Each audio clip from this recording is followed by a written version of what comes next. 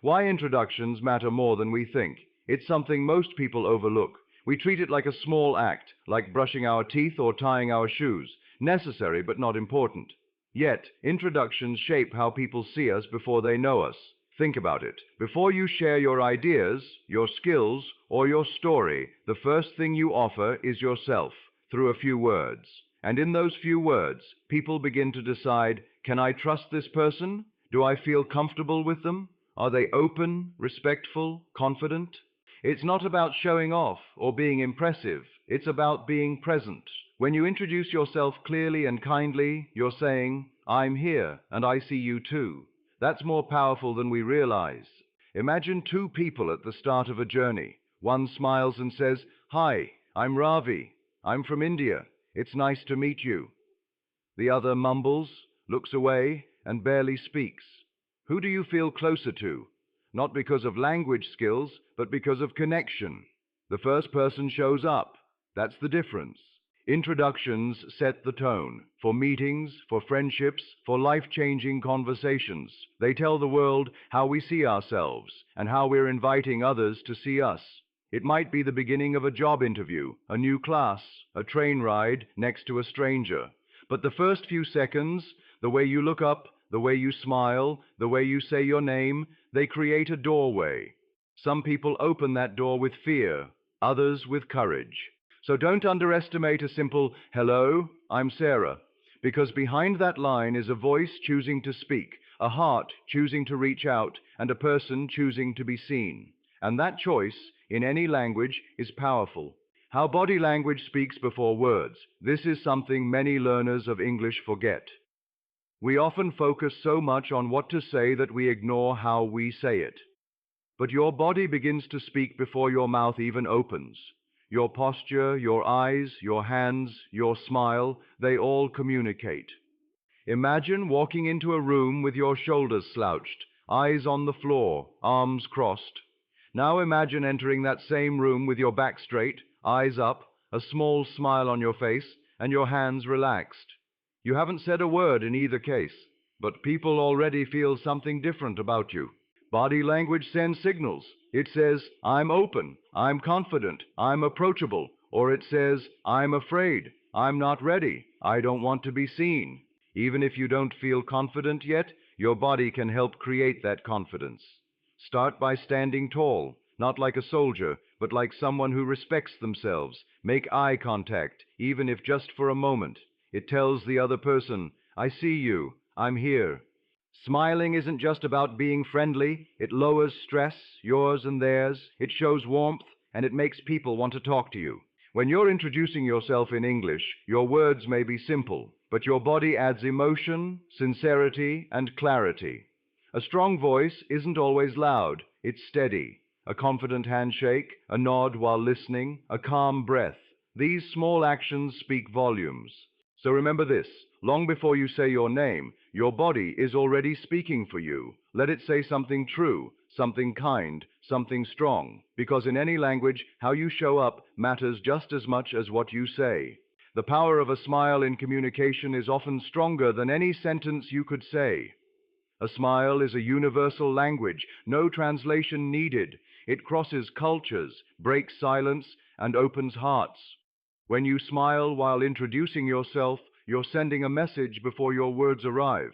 I'm friendly. I mean no harm. I'm glad to meet you. Think about the last time someone smiled at you genuinely. Didn't it make you feel safe, welcomed, even if just for a second? That's the power you hold every time you meet someone new. Especially when you're nervous, a smile can help relax not just the other person, but also you.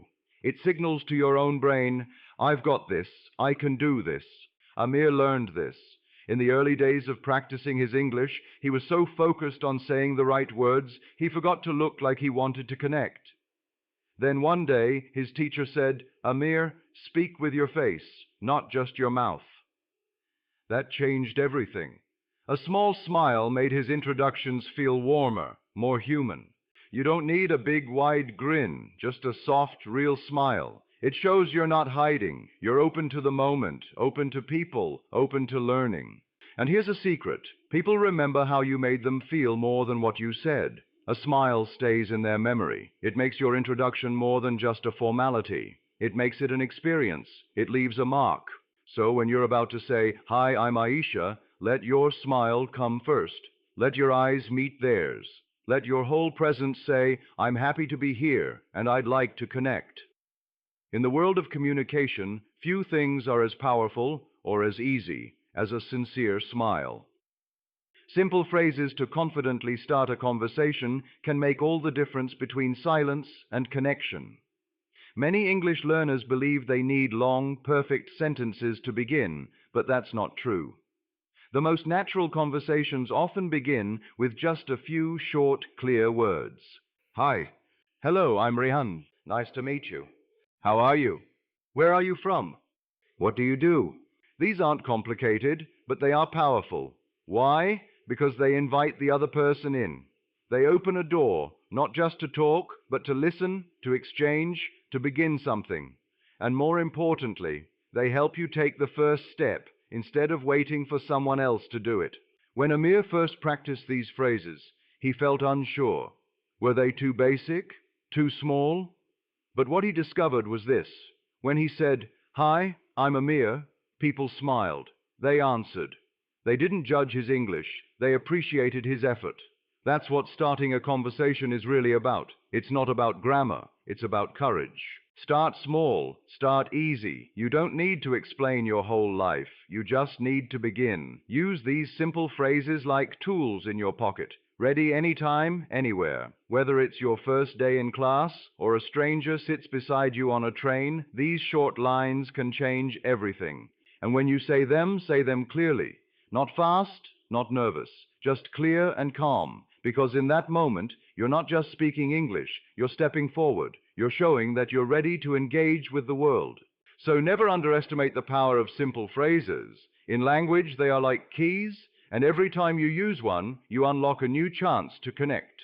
How to say your name clearly and naturally may sound like the simplest part of an introduction, but it holds deep importance. Your name is your identity. It's the first gift your parents gave you, and the first thing you offer to the world. So when you say it with care. Many English learners rush through their names, especially if they think it's hard for others to pronounce. Some even shorten or change their names out of fear they won't be understood. But Amir didn't want to lose his name just to fit in. He wanted people to know him as he is. So he practiced saying, "My name is Amir," slowly, confidently, and with a small smile. Clarity matters more than perfection. Say your name loud enough to be heard, slow enough to be understood, and proud enough to be remembered. If someone doesn't catch it the first time, that's okay. You can repeat it gently, Amir, A-M-I-R. This shows patience, not weakness. Some people add a little extra to help others remember. I'm Aisha, like the name of a famous writer. Or I'm Bilal. It means moisture in Arabic. These little facts help people connect, and they also show that you value your name, your culture, your story. In a world where people often forget faces, names are what stick, but only if you give them the space to land. So next time you introduce yourself, pause just a second when saying your name. Let it settle in the air. Let it carry the strength of your background. Because saying your name clearly isn't just about speaking English. It's about saying, "This is me, and I matter." Ways to share where you're from can transform your introduction from something simple to something meaningful. When you say, "I'm from Lahore," or "I come from Nairobi," you're not just giving a location. You're offering a piece of your story, your background, your roots. Amir used to feel nervous saying where he was from. He thought, what if they don't know my country? What if they judge me? But over time, he realized that most people are not looking for perfect geography. They're looking for connection. When he said, "I'm from a small town in Pakistan near the mountains," people became curious. They asked questions. They listened. You don't need a long explanation. Start simple. "I'm from Brazil. I come from a city in the north of Nigeria. I grew up in a village outside of Dhaka." You can add a little detail if you feel comfortable. "It's a quiet place with lots of rice fields. It's known for its music. It's very hot in summer, but beautiful." These extra touches make your introduction personal. They tell people that where you're from matters to you. It also invites them to share about their own home, their culture, their story. And if you feel shy about your hometown, maybe it's small or poor or unknown, remember, your place does not define your value, but owning where you're from shows pride, and that pride is powerful. So when someone asks, "Where are you from?" don't shrink back. Lift your head, smile, and say it like it's a gift, because it is. Your roots are a part of your identity, and every time you share them, you're planting understanding in someone else. How to talk about what you do is a key part of introducing yourself, and it doesn't have to be complicated. Whether you're a student, a worker, or still figuring things out, there's always something meaningful you can say. Amir used to feel unsure when people asked, "What do you do?" He thought his answer wasn't interesting enough. "I'm just a student," he would say, looking down. But over time, he removed the word just. He learned to say, "I'm a student, I'm studying science," with confidence. Because what you do every day, no matter how simple, is part of your journey. If you're a student, say it with pride. "I'm a student at a local college. I'm studying English and business. I'm learning to be a teacher." If you work, keep it simple. "I work in a clothing shop. I'm a driver. I take care of my family at home." Even if you're not working or studying right now, you can still answer in a positive way. "I'm between jobs, but I'm learning new skills." "I take care of my younger siblings." "I'm planning to start a small business." What matters is not the job title, it's the way you present it. When you speak with honesty and dignity, people listen. You don't need to impress anyone, you need to express yourself. And if you have a dream or a goal, you can add that too. "I work in a bakery, but I want to become a chef someday."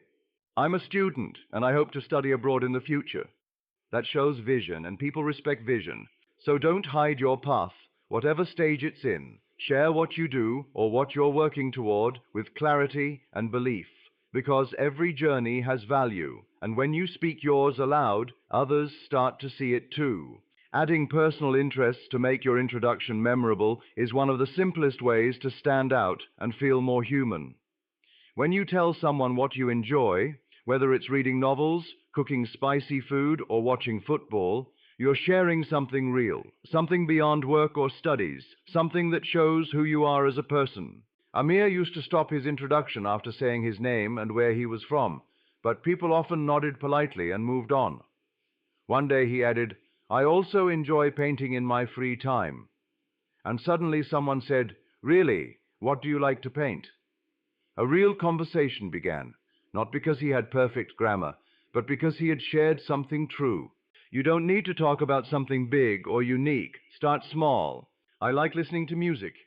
I enjoy watching movies. I love walking in nature. I'm interested in photography. I enjoy fixing things at home." These simple additions create connection points. They make others smile, relate, and respond. Personal interests are also powerful for shy people. When you feel nervous, talking about something you love can make you feel more relaxed, more natural. Your voice becomes more alive, your face lights up, and the other person feels that energy. If you're learning English, these interests also help you practice vocabulary in fun ways. When you say, "I love cooking," maybe the next question is, "What's your favorite dish to make?" That leads to even more practice and deeper connection. So next time you introduce yourself, don't stop at your name and job. Add a line about something you enjoy. It's not showing off, it's showing you. And in a world full of short, cold introductions, being real is unforgettable. Using polite questions to invite others to speak is one of the most powerful ways to build a real connection after introducing yourself. It shows that you're not just interested in talking, you're also interested in listening. And in any language, listening is what makes people feel seen. After Amir got comfortable saying, "Hi, I'm Amir, I'm a student from Pakistan, I enjoy painting," he realized that conversations didn't always continue on their own.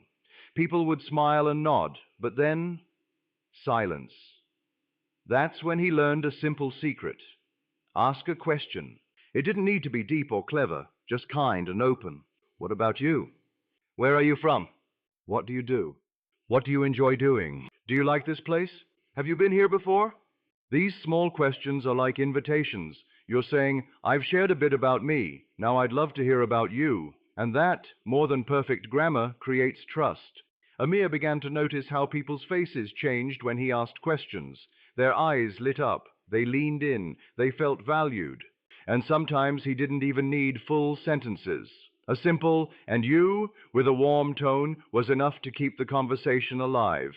When you ask polite questions, you're also giving yourself time to listen, learn, and relax. It turns pressure into curiosity. You're no longer performing, you're connecting. So don't be afraid to ask. People want to talk, they want to be heard, and when you are the one who gives them that space, they remember you, not just for your words, but for how you made them feel. In the end, every great conversation begins not with perfect speech, but with a sincere question. How to keep your introduction short but strong is a skill that helps you sound confident, clear, and respectful of others' time. Many English learners think they need to say a lot to make a good impression. But the truth is, saying less with clarity often leaves a stronger impact than saying too much without focus. Amir learned this lesson after one awkward moment at an event. He introduced himself with his full name, his school, his city, his favorite food, his uncle's profession, and even his future dreams, all in one long breath. The person smiled politely, but looked overwhelmed. Amir realized that more words didn't mean more connection. In fact, it made things confusing. After that, he practiced keeping it simple. "Hi, I'm Amir. I'm from Pakistan. I'm a student, and I enjoy painting." That was it. Short, clear, warm, and the magic? People remembered him more. A strong introduction is like the first line of a song. It should be easy to catch and hard to forget. You don't need to explain everything. You just need to give enough for someone to feel curious, to want to know more. So focus on what matters most. Your name, where you're from, what you do, one small personal interest. You can share more later, once the conversation begins. But your introduction should be like a handshake, quick, respectful, and confident. And remember, it's not about how many words you say. It's about how real and relaxed you sound. Speak slowly, smile, pause between thoughts. Let each word carry its meaning, because when you keep it short and strong, people not only hear you, they remember you. Common mistakes to avoid while introducing yourself in English aren't about grammar alone. They're often about how we present ourselves.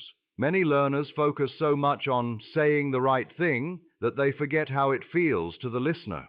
Amir made several of these mistakes early on, but learning to fix them changed everything.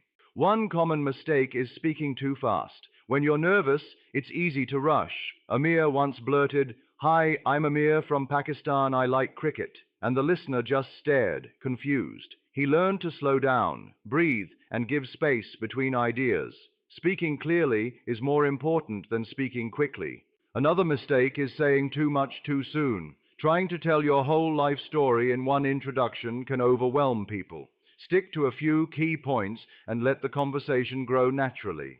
Some learners apologize too much. "Sorry, my English is bad." But when you say that, you're putting yourself down before you've even begun. It creates distance. Instead, try confidence. You can say, "I'm learning English," or "I'm practicing. Thank you for your patience." That sounds hopeful, not helpless. Others forget to smile or make eye contact. Even if your words are correct, a blank face or nervous posture can make your introduction feel cold or distant. Your body language should support your words, not contradict them. And finally, some people try to copy others too much, using phrases or accents that don't feel natural. But remember, being yourself is the most important part of any introduction. People connect with realness, not perfection. So avoid rushing, oversharing, apologizing unnecessarily, or hiding behind someone else's voice. Focus on being clear, calm, and real. When you do that, your introduction becomes more than words. It becomes a reflection of your presence, and people will feel it. Why being yourself is the most powerful introduction of all is something Amir didn't understand at first. Like many English learners, he believed that speaking well meant sounding like someone else, someone with better grammar, a smoother accent, or bigger words. So he practiced hard, but he practiced becoming a version of himself that wasn't real. And when he introduced himself, it felt like wearing a mask. Perfect words, but no connection. Then one day, a guest speaker visited his class. She spoke slowly, even made small grammar mistakes, but her voice was steady and her smile was warm. She said, "I may not be fluent, but I'm fully me, and that's enough." Everyone clapped. Amir felt something shift inside. From that moment, he stopped trying to sound perfect. He focused on sounding honest. When he said, "Hi, I'm Amir. I'm a student from Pakistan. I enjoy painting," he said it like it mattered, because it did. And people listened, not because his English was flawless, but because his words were true. Being yourself means not hiding your accent. It means showing pride in your background. It means laughing when you make a mistake and continuing anyway. It means using the English you have, not to impress, but to express. Because real connection doesn't need perfection, it needs presence. In the end, introductions are not auditions, they're invitations. You're not trying to be accepted, you're offering your real self just as you are. So when it's your turn to speak, don't worry about being the best speaker in the room. Be the most real one. That's how people remember you. That's how true conversations begin. And that's how, even in a second language, your voice finds its power.